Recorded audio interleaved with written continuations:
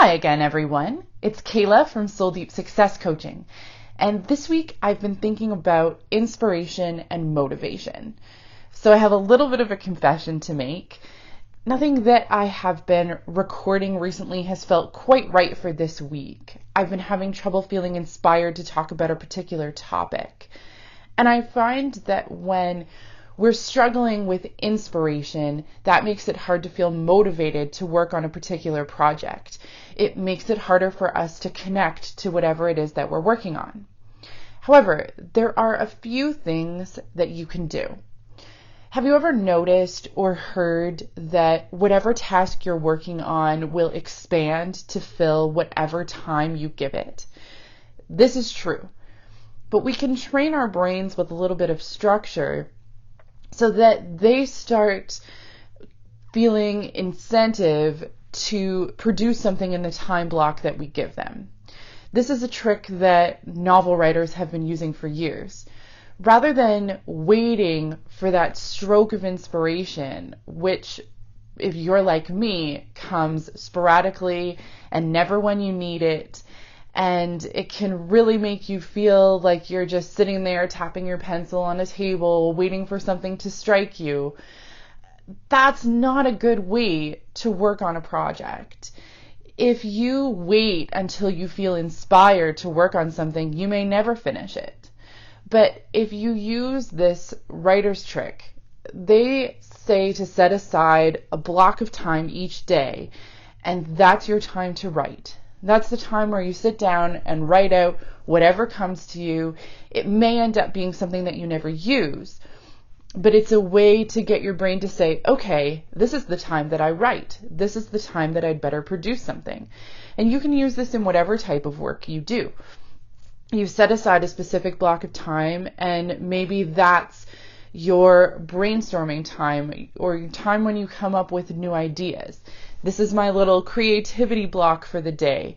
And that's when you sit down and write out whatever comes to you.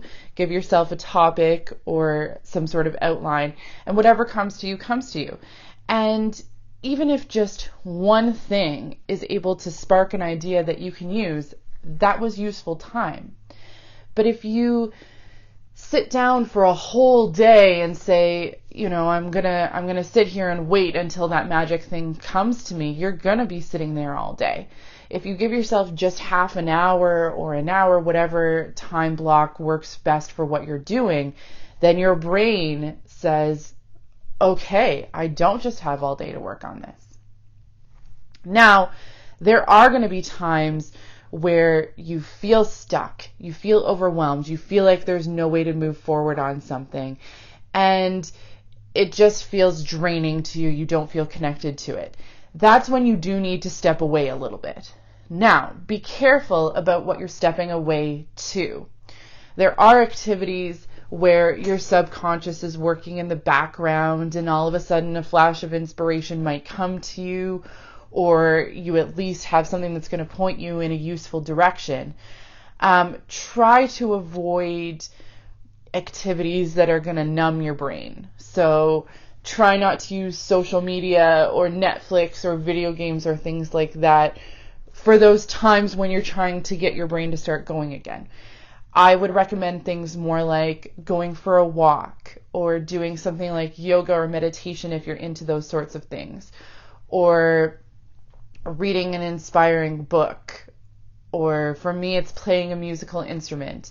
Something that kind of takes your focus so that your brain can do the work in the background, but that's not just going to kind of numb your attention the way TV and things like that do. So I encourage you to try out these things. Try giving your brain a little bit more structure and making it see that it has to produce something in that period of time. And if you get really stuck and can't feel any motivation at all, try to do some activities that are going to get your brain going again.